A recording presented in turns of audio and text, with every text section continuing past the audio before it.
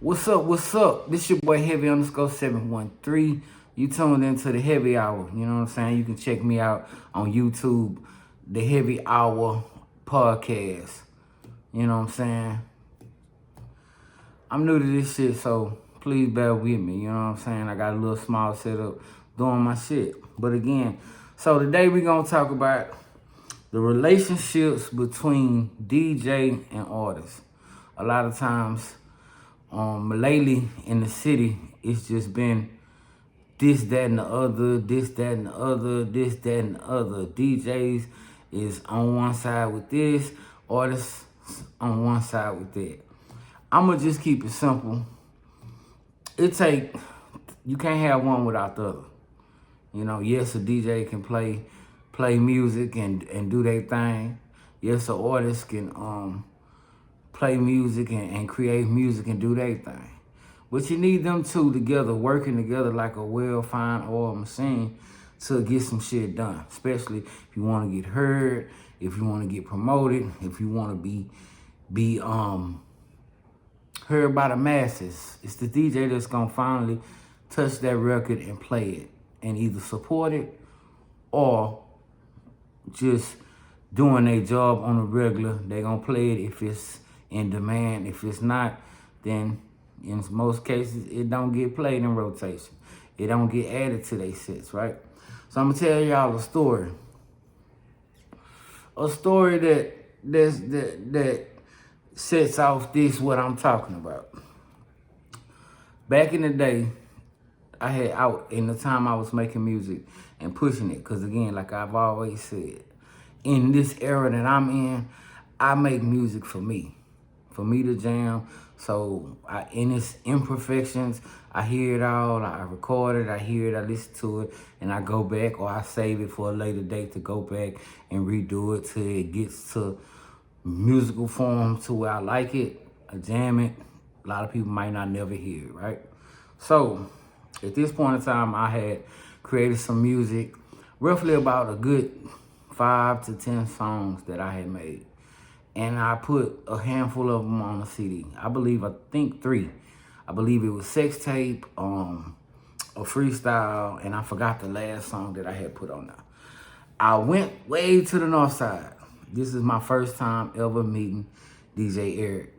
I had the pleasure of also meeting, I hate these goddamn notifications. I had the pleasure of meeting also the lovely Tammy Tiger.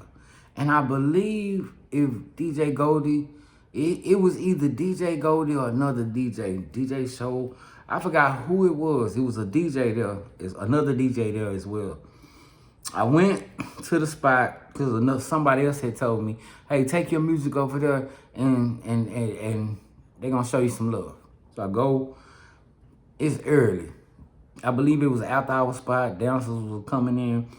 So I go as an artist, trying to get their music heard, right? I go, introduce myself. The bouncer, I didn't have to pay nothing to get in. Bouncer let me in. They go get DJ Eric. DJ Eric, you know, short little dude, small guy, come out the back. I introduce myself. How you doing? My name Heavy. I'm an artist. I recorded some music. I just want to ask if y'all would play it for me or play, take a listen to it. Maybe it's something y'all could play in the strip club. And at that time, if you was an artist and you had some real shit popping, you wanted to take it to the strip club. Because if the strip club would jam it and the dancers would dance to it was a for sure that you can get everybody, you can get the club, to get the DJs to jam that shit, right? So that was a formula and mechanism and a way of getting your music played, right? So in essence, DJ Eric was cool, very, very just receptive, didn't trip, didn't say, hell no, we ain't doing that bullshit.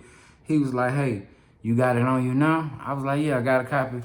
Took it out, gave it to DJ Eric. He handed it to the DJ at that time. That brother took it out the slip, slid it in, and he played. He asked me, he said, what song you want me to play? And I was like, play Sex Tape. a song for a strip club, had a strip club vibe, kind of like bands that make them dance type vibe, real slow but up tempo beat. Lyrics, I wrote the stuff, I wrote the song. It was pretty, on strip club type situation, sex tape, if you hear the name. If you want to jam that, you can go to Heavy 2K8 and on YouTube, and you can just check it out. I've been recorded it a long time ago. So they played it. We jammed it. You know what I'm saying? We rocked out to it. I think he played the whole song, or he might have played the verse and the hook, and maybe a piece of the second verse. And he was like, "Big," and he let it rock after I left. Like, he let it rock, like, while we talked afterwards. And I reached in my pocket. I remember I believe I tried to give him some money. I don't know if it was $20 or whatever it was. That's all I had. I tried to give it to him. He was like, "Nah, G, you good." Didn't even accept it. I was trying. As any, when it comes to the artist, I don't think any artist that's understanding what game that they decide to get in, I don't believe they come into the game with no notion of, I don't have to financially invest in myself, and I don't have to be willing to take some money and take some risks, right? I would hope every artist don't come in the game like that, right? So the reason I gave this story is for the DJs, if you listening, and if you just hear what I'm saying, speak perspective from an artist standpoint. An artist just want that, man. They just want an opportunity to be heard, right? Now, however the DJs in the city of Houston decide on how are you going to receive and accept new artist music and how you decide to play it, that lies solely with that individual. But at the end, all the artists want is the DJ to play it. Just listen to it, right? And when we say play it, if we can't get you to play it in the club, the first step is to get you to put ears on it. Meaning get you to, like that DJ Eric took my song on a CD, handed it to the DJ. DJ actually popped it in and played it and vibed out to it. Even if it was trash, they didn't say, from what I got, it was a cool little song. They was like, "Bet, that's what's up. Bring me some more," right? So at the end of the day, to the DJs, all the artists want to do is get the opportunity to bless you with the music that they done created and what they feel strongly that they believe in, right? Now, I said on a post on Instagram, it's more to it than a DJ playing a song.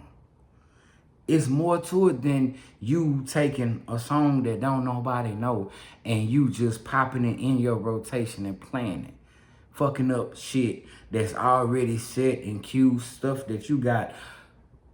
Normally DJs have sets and how the vibe of the event or the crowd is going, they run their sets that way, right? So a lot of DJs, I hear, your perspective is, man, we're not playing that new shit. And then, with the people in the crowd that's asking for y'all to play new shit and stop playing the same shit, right? I seen a post today, and the DJ basically made it clear, like, listen, y'all tripping. Y'all want us to play the new shit, but you don't know the shit, or only a handful of y'all know the new shit. And then when we play the shit, majority of y'all don't even know the shit. So I understand that gripe.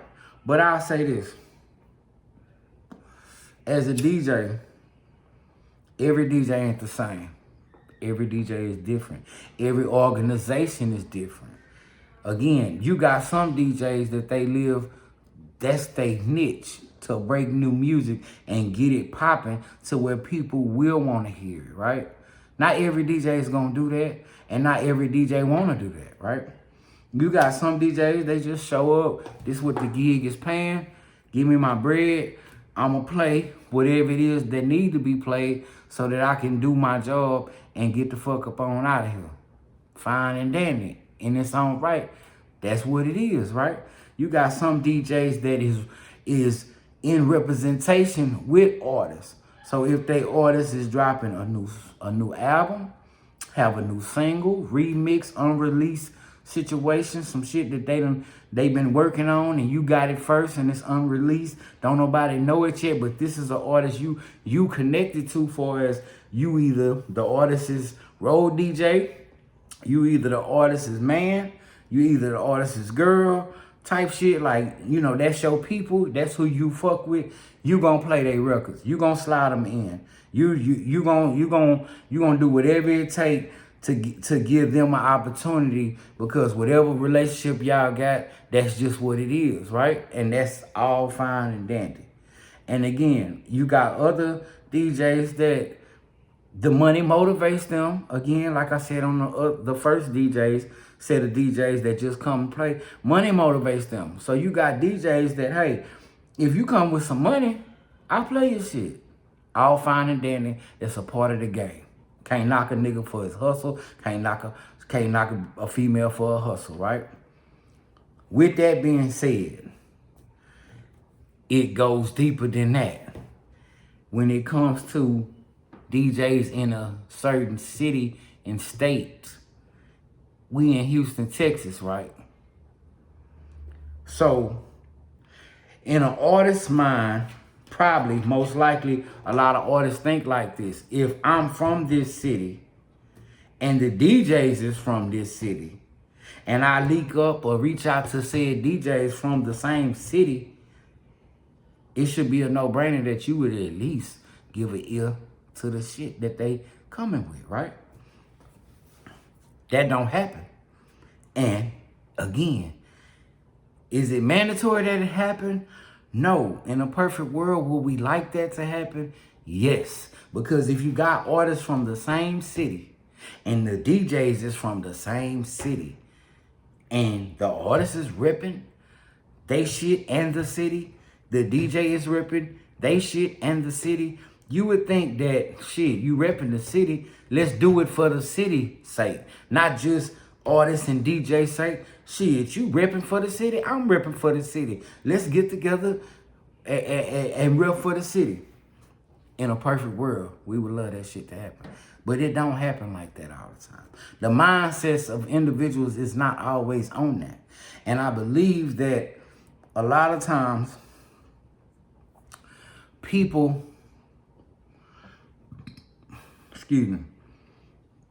or artists could see what's going on somewhere else. And I give you a prime example. And this is no shade to the radio stations here in the city of Houston. This is no diss. I'm saying this, and I hope that it could be taken as, oh, you dissing or you hating. No. If we let's take DJ Bebe. If you watch DJ Bebe, it seems like DJ Bebe has not only a platform, not only has the radio on his own platform, he has the radio platform, he has earned the level as so-called, I'm not gonna say gatekeeper, but he has built his brand to where artists are able to be introduced, come through, and you'll see him on his media platforms, interviewing new artists, breaking new artists' shit, playing their shit for the first time type shit, allowing artists to come do freestyles type shit, just kicking it, giving opportunity to those that either haven't had the opportunity to be heard. And again, if it's artists that has budgets, I guarantee you, he's not just doing it just cause all the time for the love. And I'm speaking kind of out of turn because I don't know the facts. But when you look at situations to where a DJ has this opportunity and he's able to do this, that, and the other, when we look at it, it's a new artist or an artist, they able to go come through this avenue, be able to link up with him, and it does seem like shit. If he's able to do that, why can't the DJs in my own city do that with us? Or do that with me, right? New York. When we talk New York, we talk the birthplace of hip hop. We talk the beginning. We talk the foundational of breakdancing, graffiti, MCing, and all that good, lovely stuff. You know what I'm saying? Poetry and the prose and all that good stuff. New York seems to have also its own different atmosphere when it comes to the DJ and artist relationships. You'll look at times, God rest his soul, K Slay would have 50 of them just swing by the radio station. Wasn't no planned thing, wasn't no album coming out, but swing by the radio station, G-Unit, this, that, and other.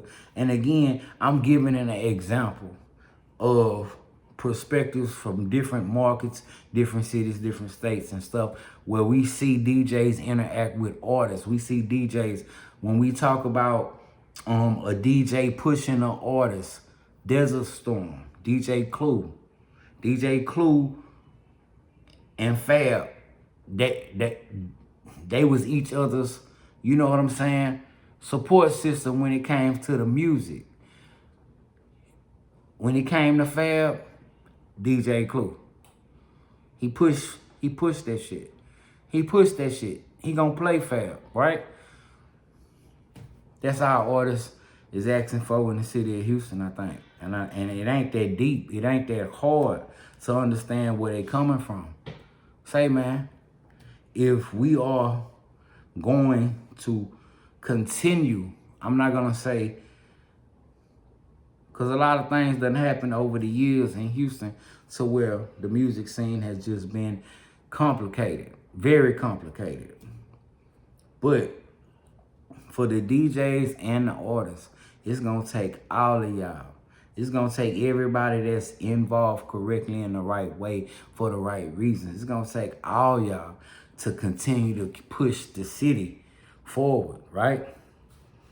Is it mandatory? I would say yes, it's mandatory if the culture for our city is to be put on the display for the masses, right?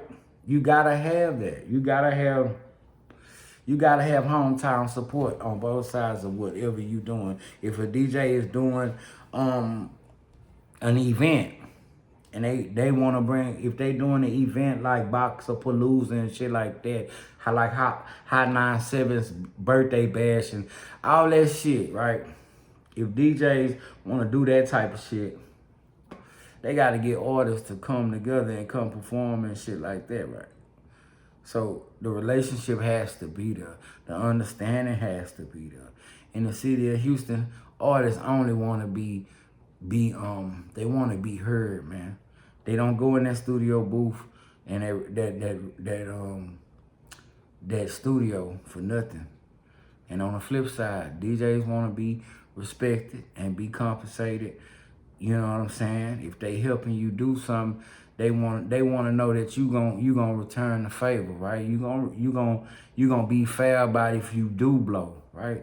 And I've always looked at it like, if we, again, going back to what I said earlier, if we from the same city, bro, I'm ripping the city as an artist, right? And I'm going to all the DJs, not just a couple of them. I'm hitting up every DJ. I'm reaching out. Hey, bro, listen, I'm trying to see what's up. Can I get on your mix? What I gotta do? I got a couple songs that I'm pushing, man. What's up? And I might not be somebody that the DJs know, right? I would hope that with me being professional, with me understanding the business in today's time, I would hope I would be able to submit music to DJs in a professional way, and they would, actually listen to the music. Not even play it for as playing it on radio, playing it in the club, playing it at your event. Just Here go my music. I want to get it to you. Here, you got it. Listen to it. Because a DJ, from what I understood back in the day, DJs was the ones that had the real ear. They knew what a hit was. And again, when I say it's more than just playing music for as a DJ. When a DJ has an ear for what they know to be a hit, you got something. Because when you know it's a hit, you know how to work it in with other shit that's already a hit. And that's where I came from. I came from carrying crates for DJs, right? If you bump into DJ High C as a freshman to get into college parties, heavy carried crates. Heavy help carry the crates when the show was over. That's how I got into all my parties. I understood a couple things in this back in the day. You want to be at the livest events. You want to be in the in crowd. You want to be around the right people. And my motto was get in where I fit in. So where did I fit in at? If I wasn't finna pay to get inside, and I've paid to get inside a lot of places, but majority of the time, Heavy didn't pay to get in nowhere.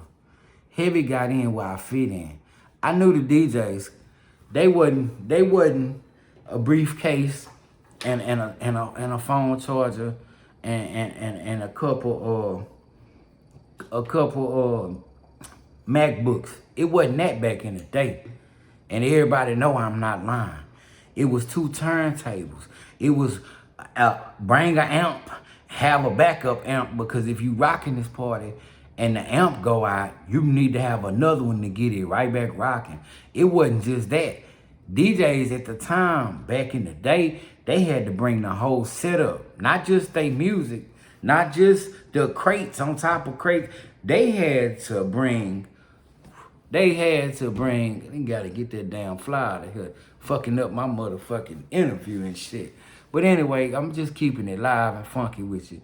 They had to bring they turntables, they 1200s or whatever they had to bring their turntables, they had to bring CD players, they had to bring them motherfucking rolls of wire, and they had to bring them amps, and they had to bring them motherfucking speaker stands, and they had to get them motherfucking speakers. And if you think I'm lying, ask any of your DJs from 20 years ago. They'll tell you, 20, 25, ask Walter D, ask GT, man. You know what I'm saying? They'll tell you, going into a club to rock a party, if the club didn't have its own setup, the DJ was bringing the setup. And the DJ needed some people. A lot of DJs hammered it through. And I know for a fact, High C, one of the ones hammered it through, meaning if they didn't have nobody, they was doing that shit on their own. They was gonna rock the party. They was gonna set that shit up. But to have a couple of people that, hey, I'm gonna be DJing over here at this event, I'm gonna need you. I'm gonna need you to either be there when I get there, bring this shit in for me, and I got you, and I'm gonna need you to help me bring this shit out when I get done. You gotta think, DJs had to bring all that shit and rock the party, and then they gonna be there after the party gone. 1, 2 o'clock in the morning? Nigga, can you just imagine DJ gotta bring all this shit, and then 1, 2 o'clock in the morning, after DJing and rocking that bitch, sweating and shit, motherfuckers fucking with him while he in the DJ booth, bitches running up to him while you in the DJ booth, and the club owner or the promoter fucking with you while you in the DJ booth, asking you to play this shit. You got some guests coming, you got artists that done came in here on the event that you DJing, they telling you to play some bullshit, bruh. So I get it, I understand it, and I think if the artists that are having whatever gripes that you having with the DJ, understand the shit that they gotta go through. Just as well as the DJ, understand artists that's coming up to you with their music and shit. Do you understand what they gotta go through, or do you even care? Like, it's both sides of the coin. Both Both sets of people and entities gotta have an understanding, right? And again, shout out to OG Ron C. Shout out to that whole organization of people that came together and put on that reset for Houston Town Hall meeting, right? That's what it's all about. If it's problems, if it's shit that can be fixed, let's work it out. Let's talk it out and let's keep it moving, right? Again, you had to be in that era to understand that shit. Carrying them motherfucking crates. And I'm not talking 1, 2, or 3. I'm talking van loads of crates, your old school shit, your new school shit, your Zydeco, your reggae, your R&B, your deep R&B, your blues, your soul, mixtapes. CDs helped out a lot. And y'all know we not lying. As somebody that knew, that watched people go from the 2 turntables to the CD formats and being able to have, cause you had your shit, you had the CD players and shit on top of your turntables, top of your amps, on top of the speakers, on top of the wires. Niggas had to start learning how to transition. So as your turntables was transitioning to this new CD mix shit, you know, your Seratos and all that old shit, as that was happening, it made it easier for a DJ to do what they needed to do musically and come in and get out. Bringing the MacBook, bringing your little thing. Then you had the clubs that now, I don't know what the setup is. I'm not in the DJ booth no more, right? But typically I would think the clubs have they setup. So now DJs should be able to come in with whatever, plug, link in, boom, and get to rocking that bit, right? So again, it goes back to the DJ and the artist and the relationships. What are you in it for? What is your purpose? What is your goal? All DJs are not the same. All artists are not the same, right? The DJs are the ones that play the music. The DJ is like the heartbeat of any club, any venue, any event. You wanna be able to have that DJ to have access to your music so they can play it. And DJs have to understand that artists just want you to give them a shot, especially if they new or if they been grinding and they ain't got that shot. It don't take nothing for a DJ to go play they shit at the house and be like, okay, you got something. Or, okay, hey bro, I played your shit. Give me something else. It don't cost you niggas nothing to do that. It don't, bro. And for any nigga that's making that the issue of why you not playing, and I'm talking to the DJs now, it don't cost you nothing, bro. I can see if you getting bombarded with thousands of niggas CDs and thousands of emails from niggas, millions of niggas sending you the music. I could understand if, you know, and this is no shade to none of our DJs. I could understand if you are the #1 mix show DJ at the radios, you flying across from Houston to Atlanta, Vegas, you doing radio all over. I can understand if you on tour with motherfucking Lil Uzi Vert. You DJing for Lil Uzi Vert. You DJing for some of the biggest artists that's out there. You flying, and I'm just throwing shit out there. You DJing for Drake. You DJing for Kendrick Lamar. You DJing for Megan Thee Stallion. You DJing for Beyonce. You DJing for Jigga Man. You DJing for Bun B. I can understand if you are on you doing so much shit and you getting artists from not just Houston, you getting artists from all over the motherfucking world. And your shit is just, now you done hired somebody to just sit there and go through music. I can understand that shit. But what I can't understand is if I'm from the same city and you from the same city and we repping the same shit and I come to you as an artist professionally, respectfully say, my guy, how you doing? I come to you before I come to you when either I catch you at the club when you just walking in that bitch and you done got you getting set up and I'm able to get in and just speak with you for a second, or I see you and there's an opportunity where I can just speak to you and say, hey, I'm such and such. I'm new. I've been making music for this, that, and other. I got some music. Either I got it with me. I would like to give it to you and give you an opportunity to hear me and check me out. It don't take y'all nothing to appreciate that.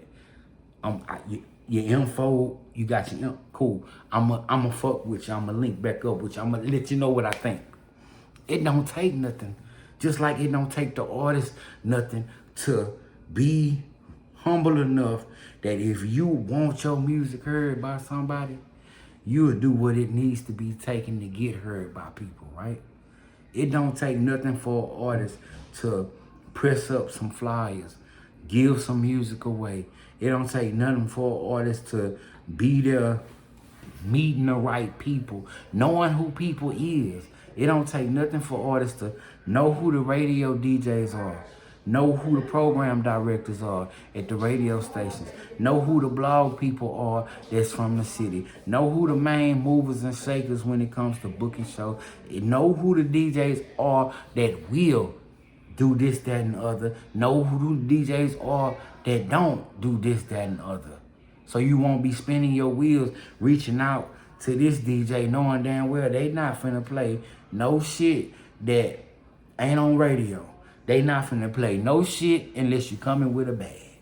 They not finna play no new shit if they ain't never heard of it. They not finna play your new shit because they ripping somebody and they already pumping their own new artists and shit like that. So again, my video is not to cause no confusion or not to be dissing the DJ and not to be dissing any artist. My video is to give some enlightenment of how people can perceive things. If I'm from Houston and I'm an artist and I'm seeing DJs from other cities and states mingling and mixing and repping with their own artists, then it would be likely that in my head as an artist, when I go to one of my DJs that's from my city and want to mingle and mix with them and want to do business or whatever with them, in my head I would think that that would be the logical thing to do. Now again, to each his own. You do what you feel that's working for you. For those that decide, hey, we want to get together and set something up to where everybody can benefit from. That's my daughter, y'all. She, it is what it is. I'm a poor man trying to get rich. You know what I'm talking about? Just keeping it 100, right? That's why I'm making this video. So, to the Houston DJs, give the artist something that they can work with. I believe that the reset Houston Town Hall committee people, I believe that they working on that right now to give artists an avenue so that to let the artists know exactly how you would like to receive the music. How would you like them to put the music together so that they can get that together so they can present it to not just one DJ, to all the DJs, right? 2, once you receive it and you done took the time out to actually play it, what's the next step from that? Hey, you got something. I like what you're doing. Boom, boom, boom. Hey, man, bring me something else. I ain't gonna lie, that ain't it. That ain't gonna work for me, right? It don't take nothing to tell. And I want people to start being honest. Like, stop bullshitting each other. Stop sending each other on the runaround. You know what I'm talking about? DJs, artists, producers, promoters, CEOs, stop bullshitting with people. Be honest with people. It's 2026. And for the lack of any knowledge, It's enough knowledge for people to just keep it 100. We shouldn't have any artists in 2026 getting screwed over, getting binding deals and fuckery when it's your own people looking at you across the table, right? We shouldn't have nobody. We shouldn't have producers, songwriters, engineers. We shouldn't have these people be the beat makers, producers, managers. We shouldn't have people getting screwed over in 2026 going forward in the city of Houston. You should be understanding that, hey, we look out for one another. We take care of our own people. You know what I'm saying? And I'm not talking, when I say our own people, y'all understand what I mean. Y'all understand what I mean. This right here. We take care of our own people. We don't screw each other over, bro. If it's the business, then we handle business accordingly. We don't sign our people to fuckery ass deals, and we take our talent through the ringer. Like, nah, we not doing that. We don't even need to do that. Signing orders to stupid ass deals, taking them through the ring, and then when they done and they can't produce anymore or whatever, you done signed them to some old fuckery ass shit and done bent them all over just cause you could. We not doing that. Pay everybody, bro. Straight up. Pay everybody, bro. And if you ain't got it, like my boy OG Lump said, find somebody that do. But understand, again, on the business side, it got to be 100 with everybody. The artist got to be 100 on the business side. You sign some shit and you agree to it, honor your part of the bargain. And the people that's in position, I hate to see motherfucking artists and people, the record label, independent record owners that have put their money into an artist to either, hey, I see some potential in this right here. I can fuck with this. We could do something. I hate to see them put their money in that shit into an artist and then turn around. You knew, even with you having the money and putting the money up, you putting the artist in a fuckery ass shit. That's your people. Why put them in a fucking fuckery position? Put them in a position to win. Put everybody in a position to win. Like, it's no more. It's time out for it's only one person winning and everybody else struggling in this shit when there's so much money on the table to get. It's money on the floor. It's money on the table. They keep talking about the industry dead. Yeah, the old shit is, the old way of doing things is dead, right? Yeah, the shit is fucked up. Dead. Motherfuckers ain't had publishing and shit like that for the whole entire career. And they finally get publishing back damn near on their deathbed. That's fuckery. That's them people shit that put this contractual shit together, bro. Do real deals. Do deals where the artist gonna benefit. Something happen to their artist, their family gonna benefit, bro. Do deals where everybody get the piece of the pie that has something to do with it correctly, bro. And if you in the position of that one that is cutting the check, don't let these brothers and sisters sign some shit or get involved to some shit that they clearly don't understand. And you knowing they didn't understand it, but you gonna put them in the shit anyway. That's some fuckery ass shit. Let's keep it G, bro.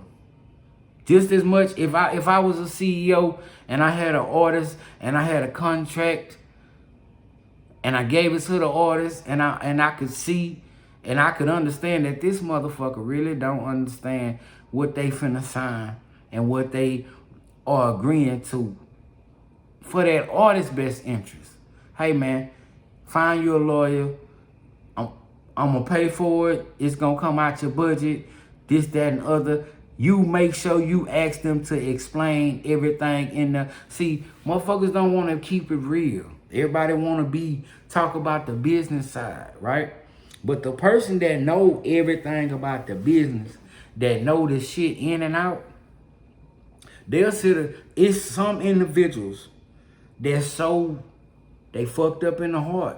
Because they know the business in and out. And they know you don't know the business in and out. And everything that they know about the business in and out, in a straight face, they would set that contract up, put that artist under a contract that they know damn well they would never want they self under.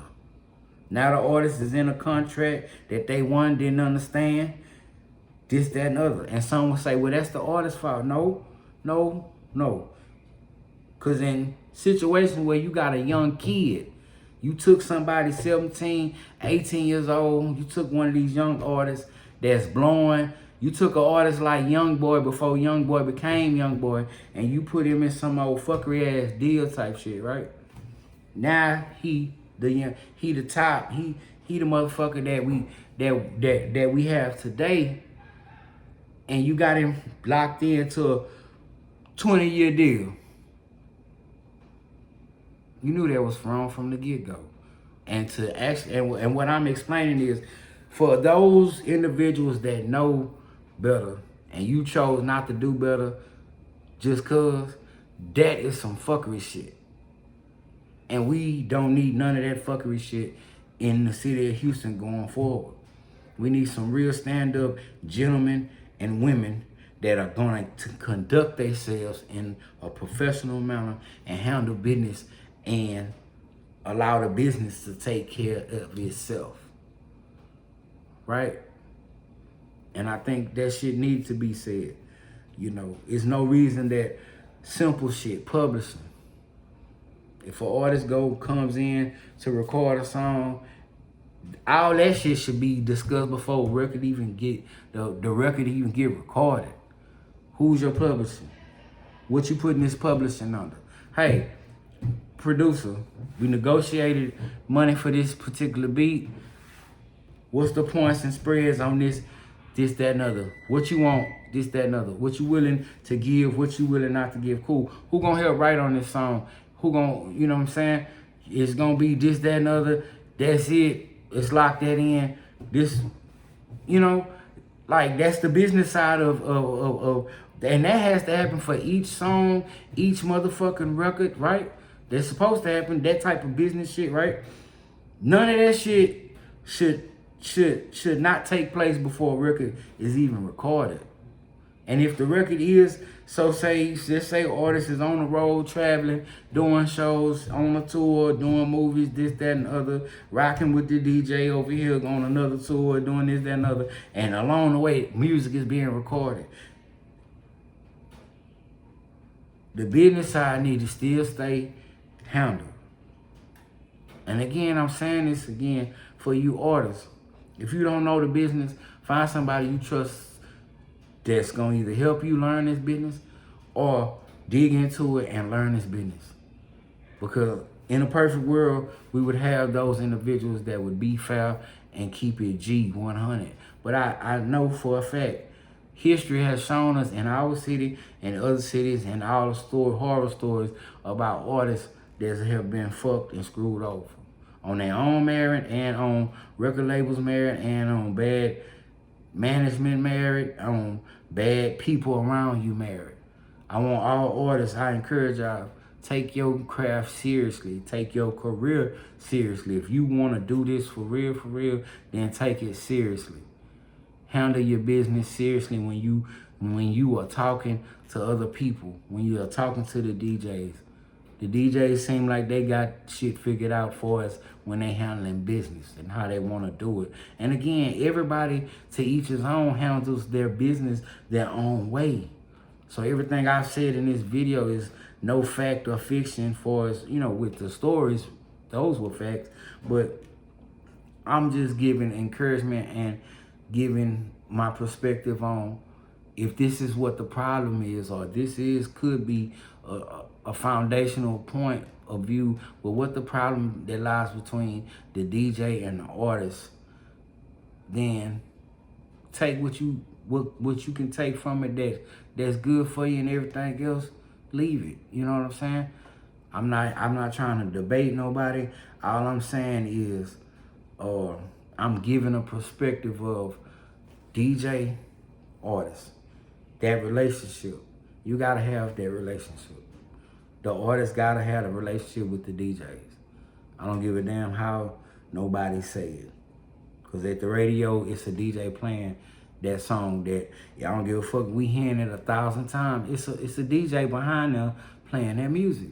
I don't care if it's a program director telling the DJ, hey, this is all the music you can play within this time frame. Boom, boom, boom, boom, boom.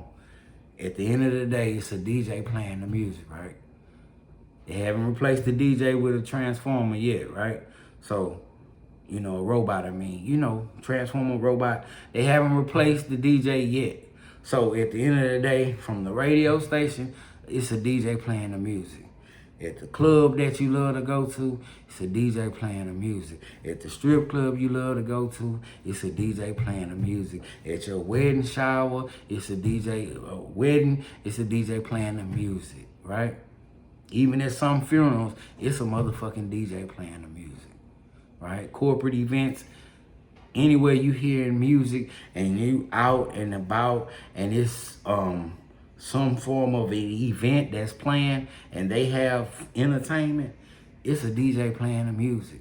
When an artist is on a show, it's a DJ behind the artist playing the music, right? In the beginning, it was a DJ, it was an MC, it was, you know what I'm saying? It was a DJ. That's all I'm gonna say about that, right? So to all my artists in the city of Houston, take the time out. Nigga so old, nigga be just blinking and shit. Take the time out. Get to know your DJs, man. Kick it with them, you know what I'm saying? And I guess I'll speak on this too. A lot of times, artists and other people don't understand that record companies have budgets. They have things set for artists. Marketing dollars, they normally have it set for an artist to go to wherever that artist is typically first wherever the artist is from, they normally have a budget set for that artist to go to his hometown, to his city, and meet and greet, shake hands, kiss babies, and go out and mingle with the DJs and radio program directors, street team promoters. You know what I'm saying? And that's like a one-on-one no-brainer, right? For the artists in city of Houston. Get creative. Sometimes, and money is always good. If you got money, money is always good. But a simple, hey bro, just reaching out to you, listen man, I'm sending boom, boom, boom. I'm sending a t-shirt your way, bro, and my music. Just want you to check me out. Let me know what you think. Say, bro, I'm doing a preview to a couple music on my EP, man. I want to invite you out, man, to dinner. You know what I'm saying? Take a listen to it. I want to invite a handful of y'all out. All this stuff still has to have money involved, right? Hey, man, I'm doing a school drive, man. I would love for you to come out and be a part of my event. And so again, let's get creative. Let's have fun doing this shit. I think a lot of times the money takes the fun out of doing shit, right? No. Let's have fun doing this shit. Let's get back to the essence of Houston being what Houston has always been. We've always been a powerhouse. We always been this partying shit and nightlife shit. We've always been that. You can't take that from us. This spring break shit, this ain't nothing. That spring break shit wasn't shit compared to what we grew up on. You ain't never been to a motherfucking Club Oasis. You ain't never been to Connection 2000. You ain't never been to the motherfucking Tunnel. You ain't never been on the Richmond Strip. You know what I'm talking about? You ain't never been to where it's a sea of motherfuckers. And the DJs is rocking that bitch. And motherfuckers is on the dance floor wall to wall. When you hear motherfucking Yin Yang Twins say from the window to the wall to the sweat drip down my balls, all ski motherfucker. You don't know what that is when you jam-packed in a motherfucking club and the DJ is rocking that bitch. And then you hear your favorite song. Nigga, you think the Mo City Don video, you think that was some shit, right? Try playing that shit on the Richmond Strip at, what's that motherfucking T-Town. You niggas know. Play that shit, Connection 2000, back then. Play that shit, T-Town, Hustle Town, back then.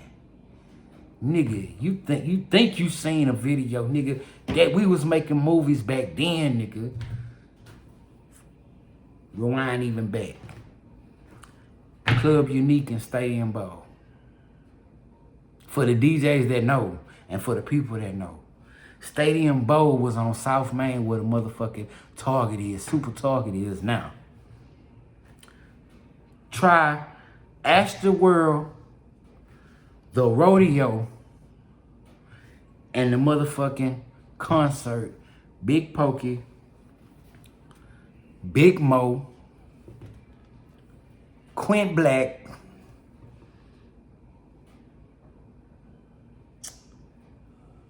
DJ Screw. And we at the motherfucking door, patting niggas down in the motherfucking cold.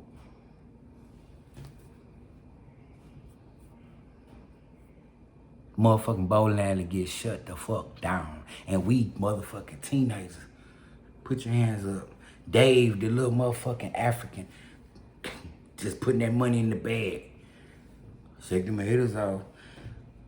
You hear Big Mo singing in that bitch. I know Screw, man, let me correct. Screw wasn't DJing, but Screw did DJ. Screw DJ that Stadium Bowl because you used to hear, back in the day, you could hear Screw DJing on Stadium Bowl when they would do the live broadcast. But this particular night I'm talking about, I honestly don't remember who the DJ was. Because it was so motherfucking packed. But I do remember it was Pokey, Big Mo, Quint Black, and motherfucking concert. And this is during the time. This was before Man. This was before Man. Man hadn't came out yet. And I think this was Hardest Pit in a Little, somewhere during that time, right? It wasn't Dope Game 2000. It had to be Hardest Pit in a Little. And Quint Black had the song Shake Them Haters Off. Nigga. DJ rocking that bitch. Motherfucking sea of people. And mind you, Stadium Bowl was a motherfucking teen club, nigga. But we was having grown adult motherfucking concerts, right? Rocking that bitch. Rocking that bitch. DJs, crates and shit. I'm talking about niggas was DJing on motherfucking tables, nigga. It wasn't no stage. It was a little bitty stage in Stadium Bowl. Niggas had them tables and them fucking turntables on that bitch. And if you bump that bitch, you might skip a nigga record and it might be a fight in that bitch, right? Nigga, DJ and the artist. And I think back then it was so player because the artists back then, they was just real players and real G's. They wasn't on no uppity shit. They was on just real players and G's. And I believe that, you know, that era, we ain't gonna never get that era back, right? But we could always learn from that era, bro. The DJs was in sync. The artists was in sync. It was a wonderful thing, nigga. I was a kid, nigga. Stadium Bowl, Club Unique. Then you go to J.U. Hall, Club Southwest. Nigga, this is before strip clubs was strip clubbing. All the strip club bitches, the baddest hoes in the game came from Club Unique. As teenagers, they grew up and Your motherfucking breakers and all that shit was born, nigga. Them females that was foxes and all that, all the first generation of strippers and all that shit, and the first generation of DJs, they came through that era, nigga. They came through Stadium Bowl, Astroworld, Club Unique. Boom. So I say all that to say this. Houston, it's 2026, bro. We done lost a lot of soldiers. R.I.P. to Screw, R.I.P. to Watts, bro. And R.I.P. to all our other fallen soldiers, you know what I'm saying, from the south to the north to the east and the west. We done lost some pioneers, bro. We done lost OGs, and we done lost some queens in the game, bro. We done lost some of the greats that opened up the doors for niggas to do they shit. When I think about some of our true OGs that pioneered in artists, independent artists getting an opportunity, Mean Green, Wicked Cricket, bro. These were some of our OGs that they did live. Mean Green would do live radio broadcast on Belfort. They would have during that week, they would also have live talent show you could sign up for. Wicked Cricket would host majority of all our talent shows. Any what they call now showcase talent shows we had, Wicked Cricket was gonna MC that bitch. You know what I'm saying? You gonna see this with the braids, dread, whatever, gold. You gonna see Mean Green, Wicked Cricket, bro. We had those that understood the value of the independent artists coming up out this city, bro. And just as it is the DJ, just as it is the artist, bro. Our independent artists make some of the best music that come from the South, bro. And when you got that 1 or 2 or 3 or 4 that come through the door and set shit afire, it open up the door for everybody else. It put eyes on the city. It put eyes on the city to where motherfuckers want to do big shit. You wonder why motherfuckers, I used to sit and wonder why our people not on the main stage. We not in the industry the way we should be, right? We had a hell of a run in the 2000s. What that was? We had a hell of a run. Power Wall, Swishahouse. That was a hell of a run, bro.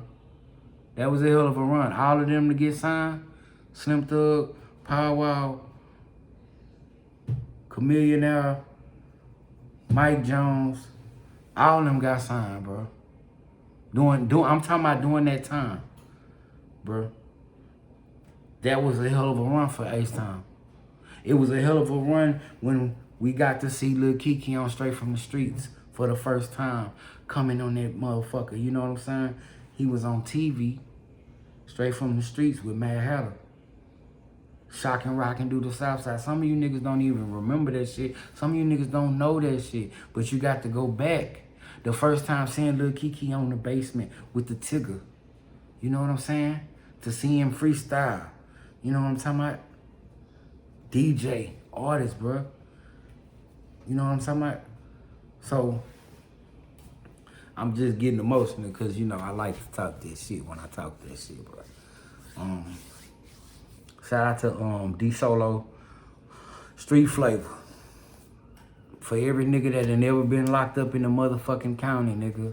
Artist and DJ, nigga. Street Flavor was our BET Raw and Uncut, nigga.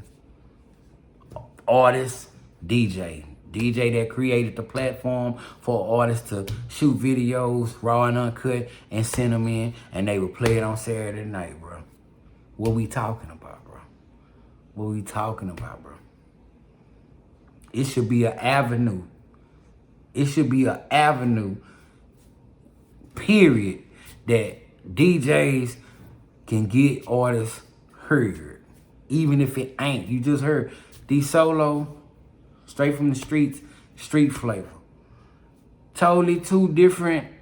They did it totally different, but they gave opportunity for the independent artists to be heard, bro. And it don't take that much to get that type of shit done, especially in this new era with the technology. It should be a running show that's on automated. Hey, send your videos. We playing the shit 24/7. Send your videos. Get your videos. It should be, you get what I'm saying? It should be infrastructure. It should be a handful of people getting paid to shoot videos. Nice budget type videos that artists can afford. However, this the video company. You know, back in the day, if a lot of y'all that don't know, if you go back in the day, right, when we had motherfucking distribution right here in our backyard, Pen and Pixel was the motherfucking people that used to do every motherfucking body artwork, bro. And if you go watch the Pen and Pixel story, I believe it's either on YouTube, I believe. You go watch that. That shit is pretty cool. But the reason I say that is, in this era, it's a market now for the entertainment industry for some people that either, if you got the resources, or for if you got the know-how and you can get with the right person that do got the resources, it should be a well-oiled infrastructure machine that can get artists a video, get artists some flyers, get artists to the necessity of stuff. Get artists back in the day, I remember when we had MySpace and shit like that, you could pay a couple of dollars and get a nigga to do your whole motherfucking background, right? Artists need help along the way and coming in the game, and the ones that's in the game that haven't seen some of the shit that they would like to see. They haven't seen the success that they feel that they should be seeing, right? So it should be entities and infrastructure set up for them to get to the success, get to it. Make it a little bit better for them than it was back in the day. That's all I'm saying, right? So, again, it's your boy Heavy_713. This the Heavy Hour. You can find that on YouTube. You know what I'm talking about? It's the Heavy Hour podcast show, or the Heavy Hour podcast. I got to look it up on the next one. I'll recorrect it. But again, man, follow me on Instagram. At Heavy_713. Follow me on Fanbase at Heavy_713. Shit, you can follow me on Rap Chat. I be using Rap Chat a lot. You know what I'm talking about? So you can follow me there at Heavy_713. You know what I'm talking about? If you want to book me for a show or some shit, you want to book me for an interview to discuss some of this shit in H-Town, you know what I'm talking about? Hit me up, heavysw@gmail.com. You know what I'm talking about? Or, you know, again, man, you know, fuck with me. For everybody that want to support a nigga so I can do my little grow, follow, hit that like button and follow. And you can hit me up on Apple Pay at 713-319-5211. Yeah. Or you can hit me up on PayPal at 832-696-4213 and heavysw@gmail.com. All donations and all support is welcome. So I could, you know, make it even a little better. But again, this your boy Heavy_713. Today we was talking about the relationship between DJs and artists in the city of Houston. If you want to chime in, send me some questions. Have no problem with that. If you disagree, I have no problem with that. Let me know in the comments how you feel about this video. Again, peace. I'm out. It's always love. You know what I'm talking about? Boom.